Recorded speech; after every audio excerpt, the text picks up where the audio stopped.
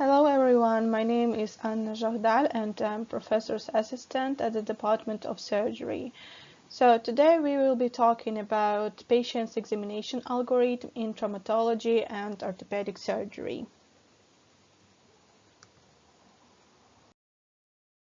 Our discipline called traumatology and orthopedic surgery, but what's the difference between these two terms, traumatology and orthopedic surgery?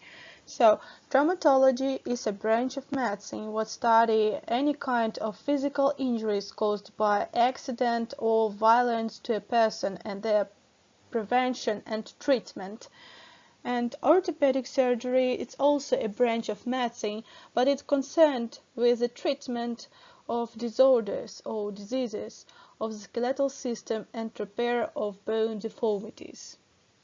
What is trauma? Trauma is an injury to living tissue caused by an extrinsic agent. Trauma is divided by stimulus what affects the body.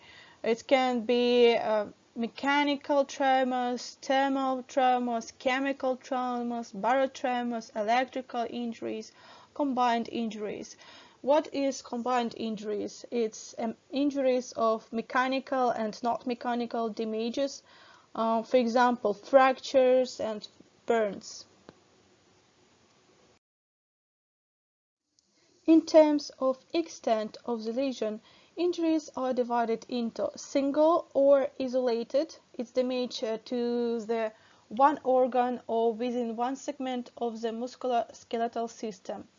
Multiple injuries, few injuries in one anatomic region or system, and associated injuries, injuries of inner organs and skeleton.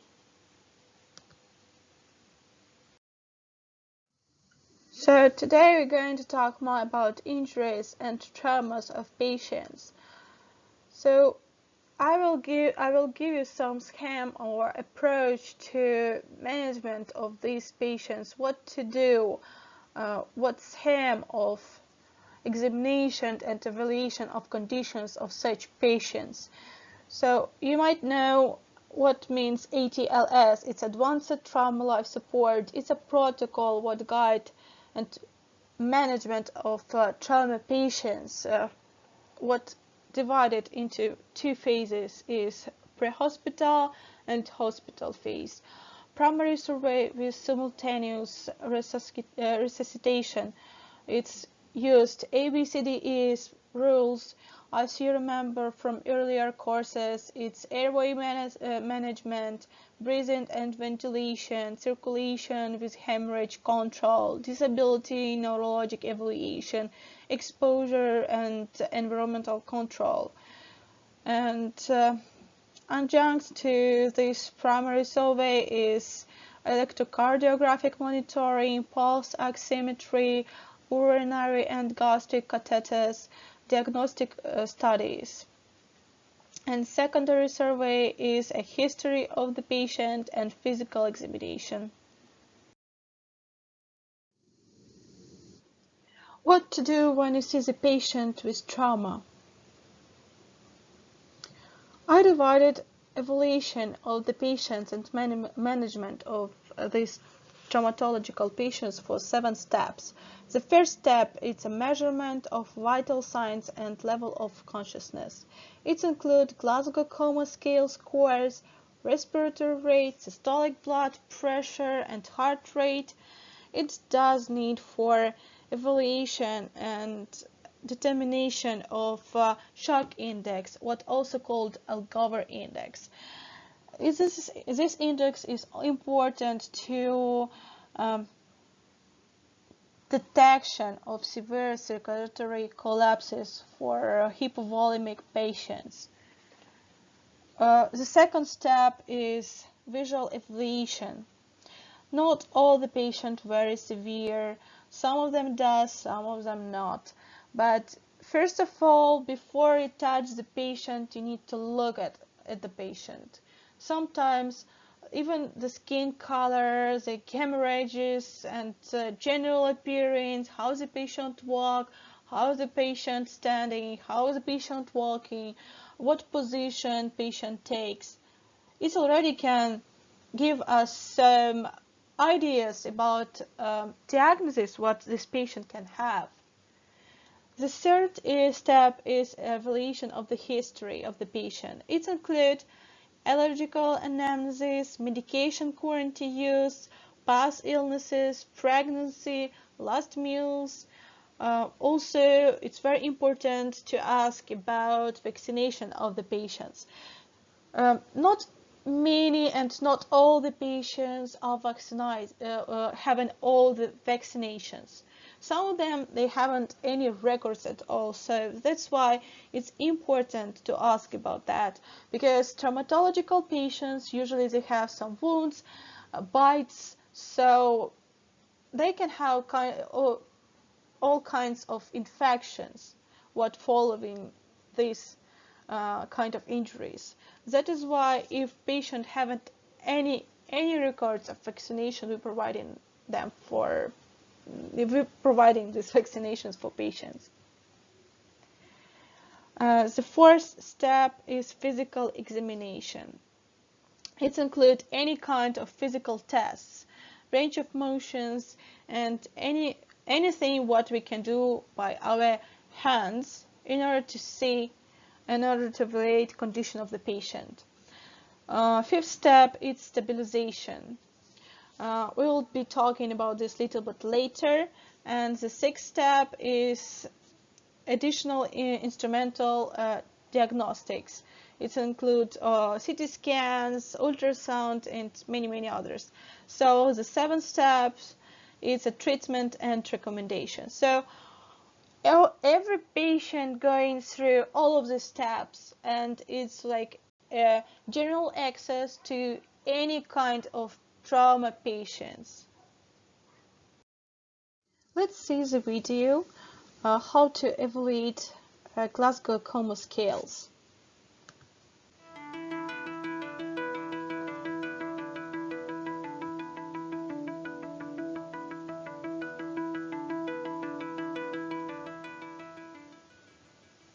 Clinical assessment of consciousness is often crucial in the care of a patient with an acute brain injury. This film will provide you with a practical guide to using the coma scale that we developed in Glasgow to ensure reliable assessment and clear communication about the patient.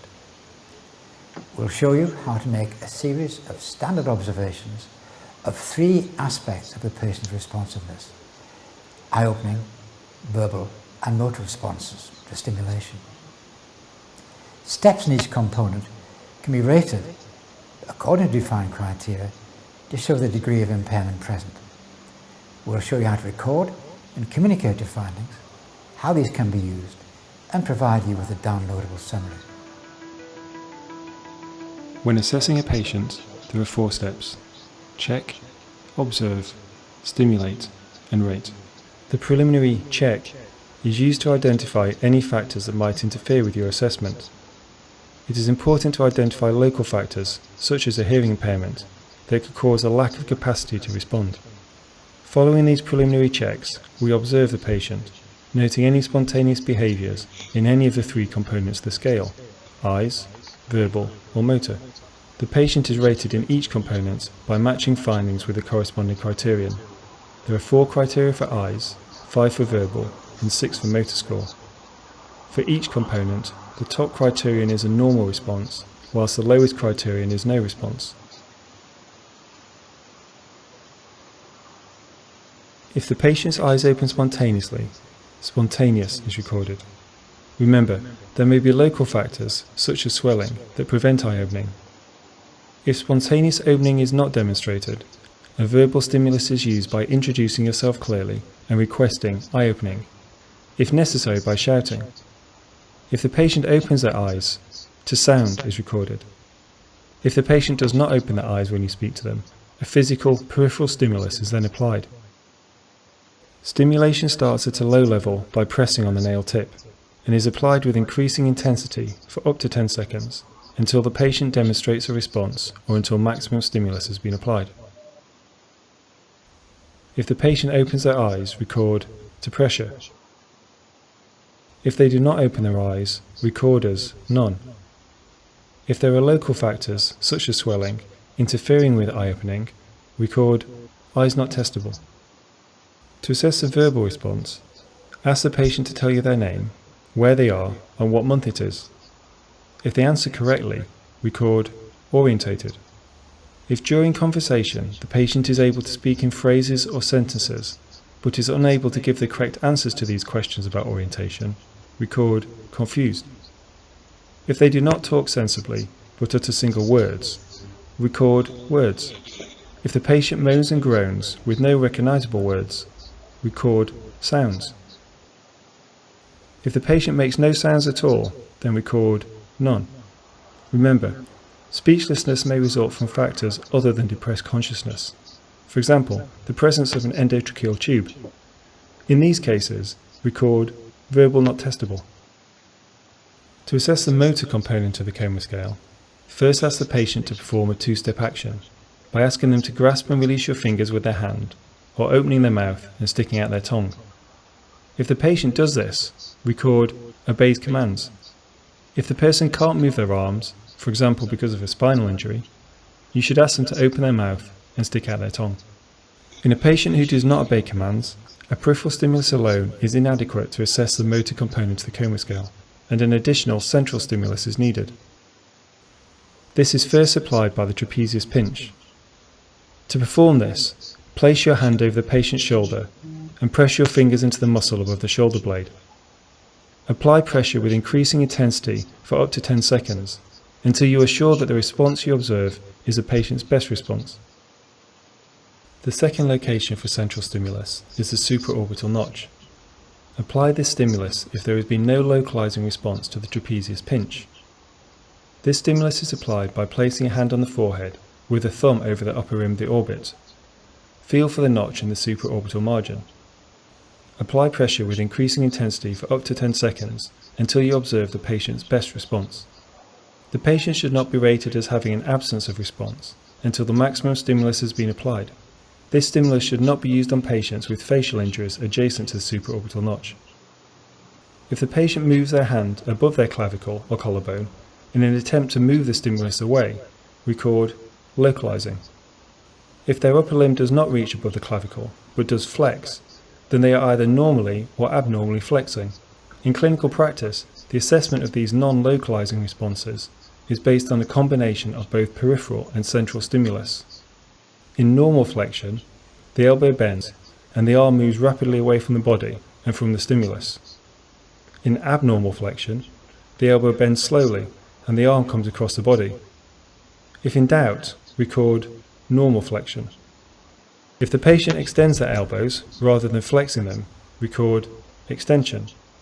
A patient who makes no response is recorded as none. If they are paralyzed by other factors, such as paralysis by drugs, record motor not testable. If different responses are exhibited between limbs, on right and left sides, record the better side response as the best index of overall responsiveness. The response of the worst side may reflect focal brain damage or local injury. So, to recap, check for factors that might interfere with your assessment. Observe the patient for spontaneous eye opening, speech and movement. If necessary, then stimulate the patient, first verbally and then physically. Findings should be documented clearly on a coma scale chart. The observations can then be clearly communicated and the trend rapidly appreciated so that any improvement or deterioration in a patient's condition can be seen. Patient ratings can be documented numerically as a shorthand aid to quickly record findings. When describing the patient, always use the full criteria alongside the numbers to ensure that the assessment is accurately understood. The shorthand numbers can also be added together to give a total coma score. This provides an overview summary of the severity of the patient's condition, but this score does not communicate the more informative, detailed description of each response, which should always be used in addition to the score in clinical care of an individual patient. This approach to assessment has been drawn together into a structured summary that you can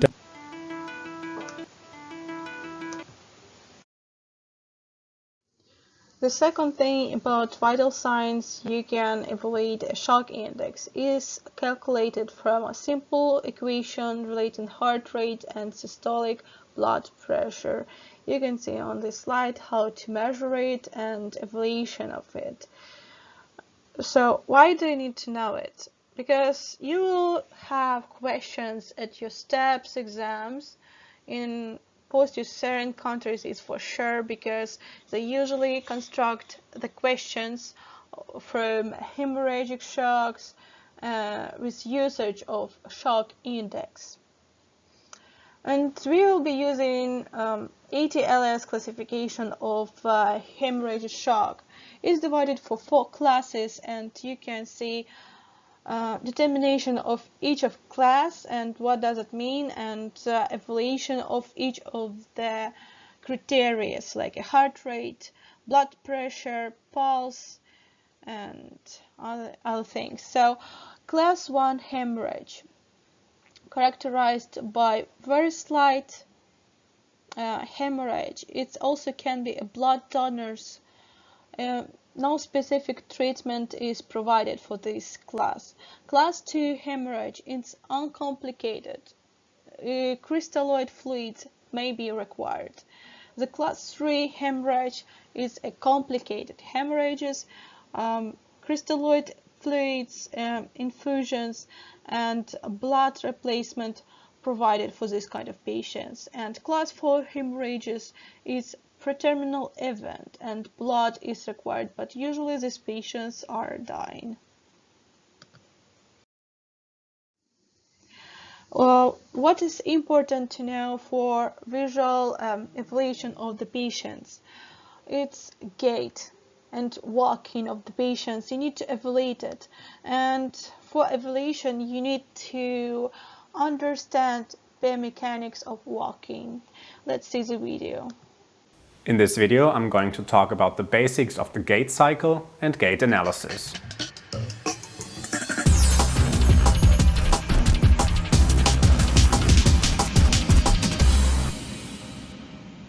Hi, and welcome back to Physio Tutors. Gait analysis can be part of your functional assessment. You will most likely choose to do a gait analysis when, for example, walking was one of your patient's specific complaints that you have recorded during history taking. When you do a gait analysis, it is wise to look at the patient from the front, the back, and the side. It can also be beneficial to record the gait analysis on video, to show it in slow motion, and to discuss your findings with your patient. So let's take a look. Before we start getting into the analysis itself, let's talk about the gait cycle. We are going to focus on the right gait cycle, meaning we're going to follow the right leg during a full stride. We should begin by defining steps and strides. A step starts with the initial contact of one foot and ends with the initial contact of the other foot. A stride starts with the initial contact of one foot and ends with the next initial contact of that same foot. So it's made out of 2 steps. Now let's begin by looking at the 2 phases of the gait cycle. First, there's the stance phase. It accounts for 60% of the full gait cycle. During stance phase, the right foot is always in contact with the floor, hence the term stance. In the swing phase, which makes up 40% of the gait cycle, the right leg is, you guessed it, swinging. Now let's look a bit closer. During stance phase, the right leg has to complete different tasks. With the heel strike, the leg has to accept the weight of the body. This so-called loading response marks the first 10% of the gait cycle. The loading response ends once the contralateral foot lifts off the ground. We are now in single limb support. Here we can differentiate further. After load response, up until the point of heel off, we are in so-called mid stance. So far we have reached 30% of a full gait cycle. The heel of the right foot starts to lift while the contralateral leg has initial contact with the ground. This period is called terminal stance. We have reached 50% of the gait cycle and we are almost through stance phase. While the contralateral leg is proceeding to make full contact with the ground, the right leg lifts off further off the ground. This is the so-called pre-swing and we have reached 60% of the gait cycle. Stance phase is now complete and we start the swing phase.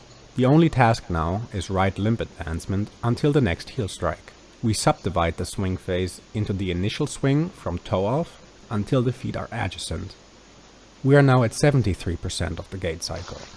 Following initial swing is a short period called mid-swing, and it lasts until the tibia is vertical. We have reached 87% of the gait cycle. The last period, the so-called terminal swing, ends with the heel strike of the right leg. Take a look at this overview. You can download a full resolution picture in the description down below.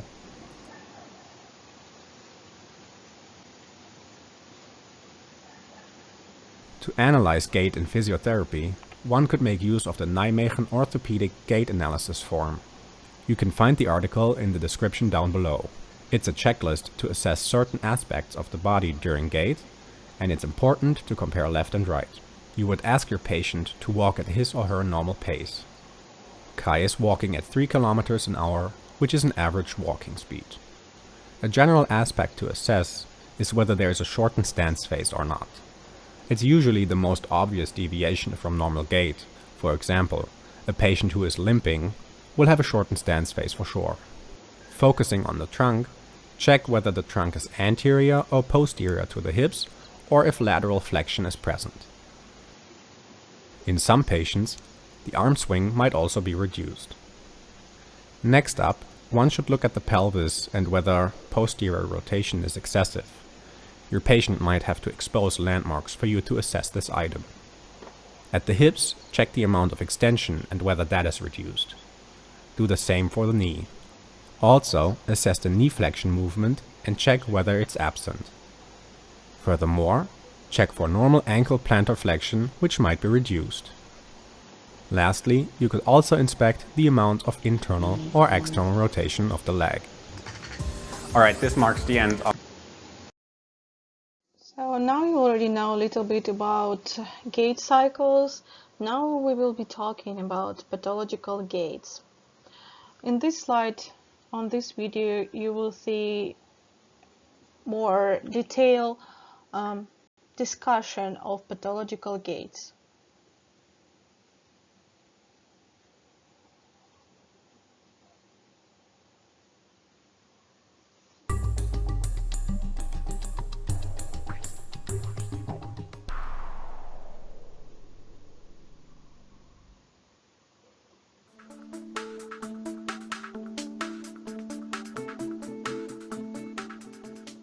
I'm now going to demonstrate a couple of gaits. It would be a great shame for a patient to come to us with an abnormal gait and for us to send the patient for testing or consultation when the diagnosis might be fairly evident in the gait. The most common gait you'll see is the hemiplegic gait, and this is one that you see in hemiplegia where the arm is typically in this posture and the leg on the affected side is typically somewhat stiff, and they will then have a gait that looks something like this. And the characteristic of the gait is the circumduction of the foot. The fact that the foot is making a circle like that is what makes this gait so characteristic. If the condition is mild, the hand may not be flexed up like that, and the only manifestation might just be a little circumduction, and the hand may not be swinging normally the way the other hand swings. So that is called the hemiplegic gait. It's important to understand why they do what they do. When you cut the pyramidal tract on the left side, you have abnormalities of tone that manifest on the right side. So you develop flexion hypertonia in the upper limb and extensor hypertonia in the lower limb. And that accounts for the leg being like that and the hand being like this. In addition, they develop much more distal weakness than proximal weakness. Their shoulder is strong, the fingers are very weak. The thigh is strong, but the foot is weak, and so they have foot drop. And so the circumduction comes about because A, they have extensor hypertonia, so the leg is stiff. Otherwise, they could just step like this, they could go like this. And B, because they have foot drop, because they have weakness distally, they can't lift up the leg and step like that, so they wind up circumducting. So this is the most common gait we will see around here probably. It's called the hemiplegic gait. Another gait that we would commonly identify is the gait of Parkinson's disease. It's a posture that's characterized by universal flexion. Every joint is flexed, and the patient typically will take very small steps. This is called a festinating gait. The French call it the marche à petits pas, the walk of little steps. And there might also be an associated tremor with the gait. The patient may have a myriad other abnormalities related to the Parkinson's that we're not going to cover in this session.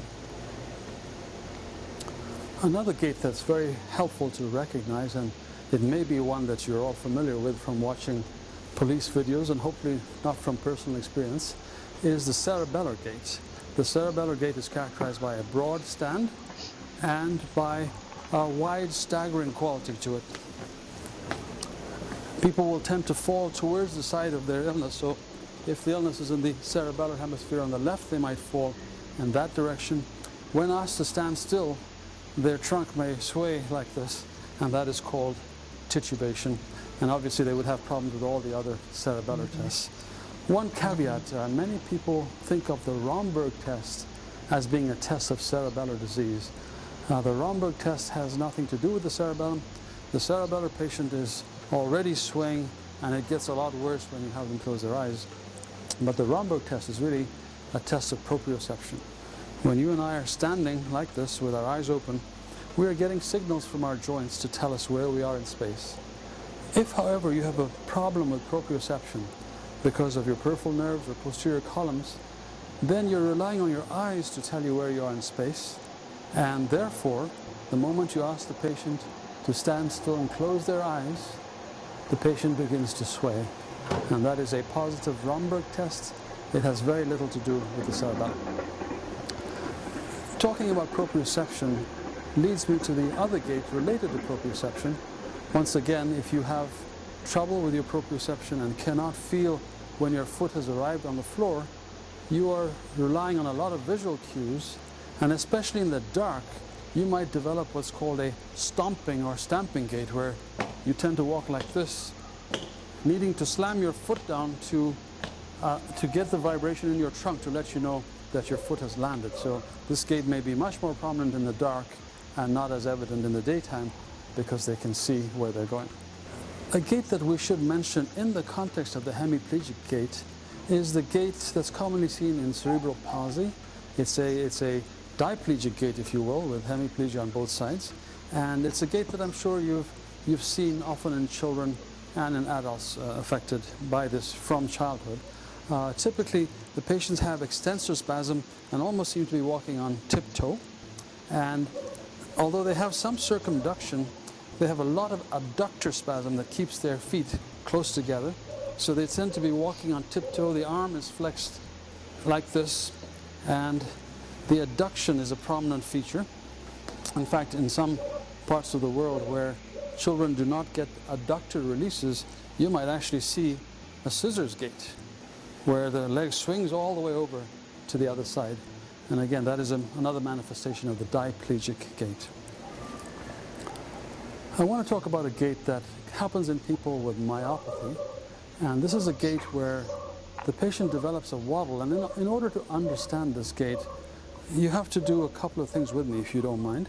Put your hands on your hip, if you would, and appreciate that when you take a step to step forward, the hip on the side where you are stepping forward, that hip actually moves up. It moves up, and it's a function of having very strong pelvic girdle muscles that allow you to do that. If you have a myopathy, when you lift your leg up to take a step, because you can't hold your pelvis up and stabilize it, there's a tendency for the hip to fall on that side and for you to fall over. And to compensate for that, you lean your trunk this way. So you develop a waddling kind of gait, compensating for the fact that your pelvic muscles aren't strong. You get a waddling kind of gait, leaning away from the side where you have the weakness. In a sense, it's a manifestation also of the Trendelenburg sign. The Trendelenburg sign says that when you lift the hip on the affected side, the pelvis sags down, and it's a suggestion that you have weakness in the pelvic stabilizing muscles. Another gait that we'll discuss is the neuropathic gait. If you have a peripheral neuropathy and you have foot drop, then typically you have to have a high stepping gait, otherwise you will trip on your foot and fall forward. So patients with neuropathy, especially if it's bilateral, will have a gait like this, which is nicely also called the equine gait or the stepping or steppage gait. And the reason they do this is they can't step forward without tripping on their foot because they can't really dorsiflex their foot because of weakness, so the foot is weak, and so to overcome that weakness they have to lift it up like so. The coriform gait does not, in my mind, strictly constitute a gait. These patients are already exhibiting writhing movements, involuntary movements when seated, and when they walk they can have the most bizarre sorts of gaits, and I don't think it's fair to call it a gait because really the involuntary movement is manifest in pretty much everything they do. I would offer as a caveat that all our hospitals have long corridors, great opportunities to watch patients walking towards you, away from you, and I encourage you to make a habit of studying gaits as people come and go and realize what a miracle it is for people to have a normal gait and how easily it is rendered abnormal by disease.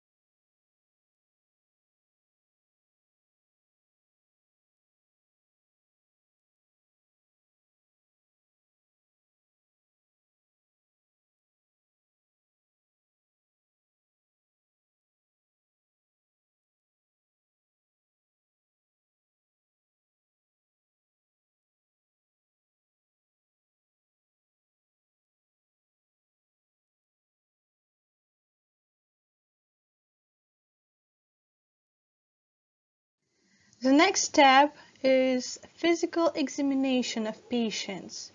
What does it include? Measurement of the length of extremities, muscular strength measurements, neurological examination, motor and sensation, range of motion, specific tests.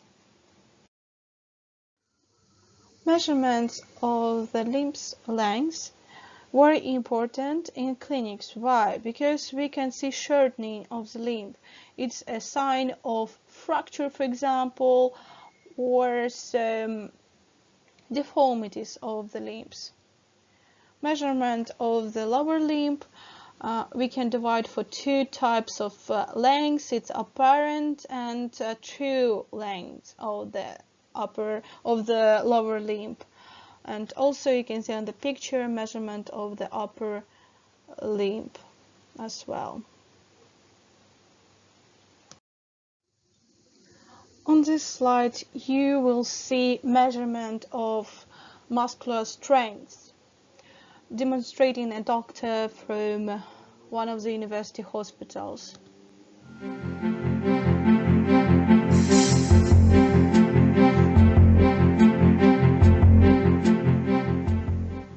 First, we're going to do the upper extremities, which is including the brachial plexus C5 through T1. We begin by having the patient follow us. Please hold your arms out like so. So I'm going to push on the elbows down. That's checking the strength of the deltoid muscle, which is primarily the C5 nerve. Next, have the patient go like so, and put your arm on the shoulder and pull down on the biceps brachii, which is primarily C5-6. And we do it both sides, and we look for giveaway or we look for strength. Now go out like this and extend your wrists. This is wrist extensors. We bring the hands in like so and we push down. The wrist extensors are primarily C6. It's the extensor carpi radialis longus and brevis muscle. Now we flex our wrists. These are the wrist flexors, primarily C7. Hold the wrist down, please, and we come in like so and try to push the wrists up. Please hold the wrist down. This is the flexor carpi ulnaris muscle primarily. Hold the wrist down. Now we have the patient hold their fingers out like so. This is the finger extensors, primarily C7, extensor digitorum muscles, checking for C7, pushing down on the fingers. Now we have the patient curl the fingers, and I've got my hand in like so, and I'm trying to bring the fingers out, which is finger flexion, which checks for C8. Then we have the patient bring the fingers out like so, and we're checking for T1. This is the abductor interosseous muscles for T1. Hold out, please. And by doing that, we've completed the muscle grading examination of the brachial plexus. Then we're checking for lower extremity. We're going to check primarily L4, L5, and S1. And the way we do that with the patient in the sitting position is we kneel down and have the patient roll their ankles in. And that checks for strength of, hold them in please, the anterior tibialis muscle, which is primarily L4. Resist. So you try to roll the ankles out. Then what I do, relax for me, is have the patient bring their toes up, all right? And I check for strength of the large toe, which is extensor hallucis longus, and strength for the other toes, which is extensor digitorum, which checks for primarily L5.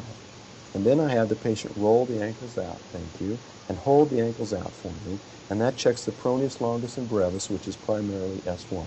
Hold, resist for me, resist. Great.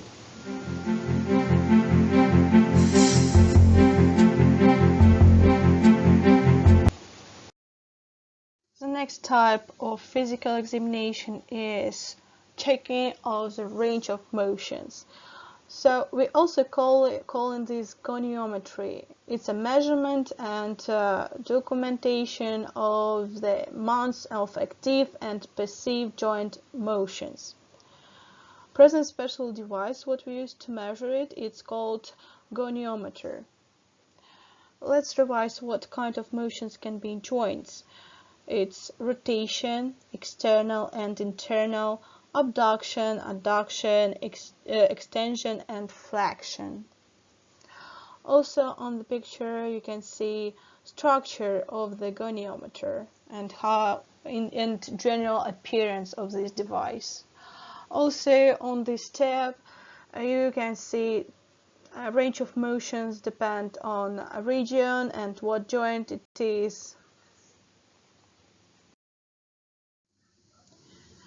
So another one, physical examination, is specific tests. There is like variety of different physical tests. For example, drawer test for cruciate ligament damage, McMurray test for meniscus tear damage. So Simmons-Thompson test for a heel tendon rupture, and etc., etc., etc. There is a lot of them.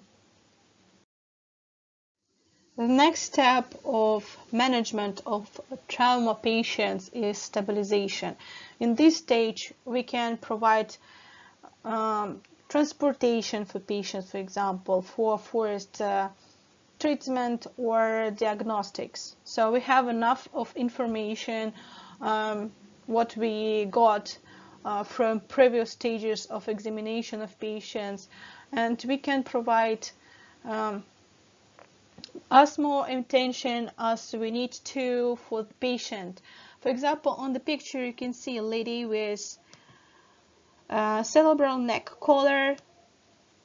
Over here it looks like that. Usually it has some incision over here. This is need for a quick access to airways. For example, if we will need to do some incision over here. So the next thing what you can see is a hard shield. This is useful when a patient have some spinal damages, and it prevents dislocations of the fragments of the vertebra, for example. Next thing is hard shield. It's splints. There is like a lot of them as well, but you can see like structure. One of them is it can has like different kind of materials in it, but the most important aim what is follow this is stabilization and immobilization of injured limb. Next thing is tourniquets. Also you can see like a variety of them here. See, we can stop bleeding like that on the limb, and also don't forget to write the time when you're applying the tourniquet. It should be written when you applied it, because you know that if you will be holding this tourniquet for too long, you can get necrosis of the tissues. There is also present different kinds of tourniquets. This is elastic one type.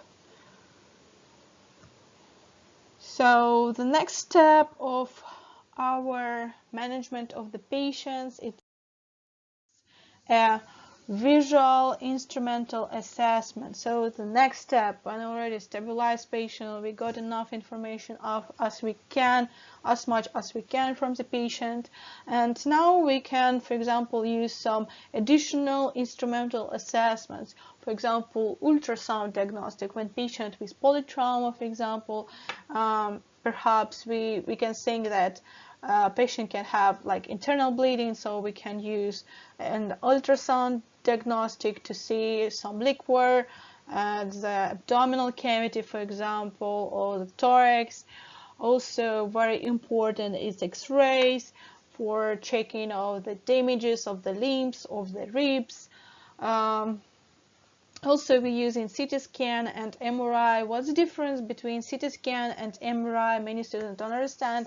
CT scan we use more for harder tissues, and and MRI we're using for soft tissues. So if you need to see the bones, for example, and if, for example, patient is unconscious, so it definitely will be CT scan, because for MRI we need to know if a person has some implants, what can be contraindicated for MRI.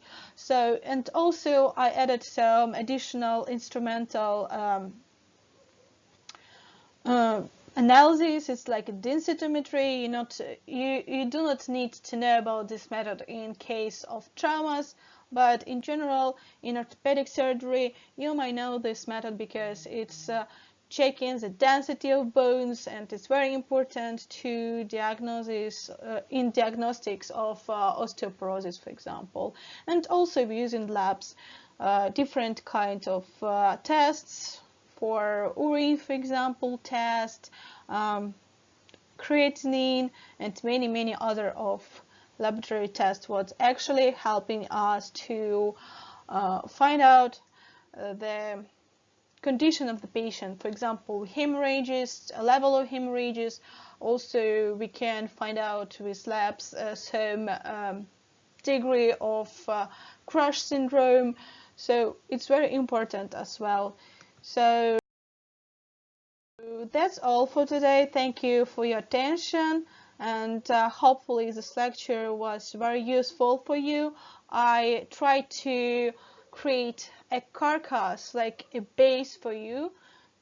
I hope you will use these knowledges in first our classes.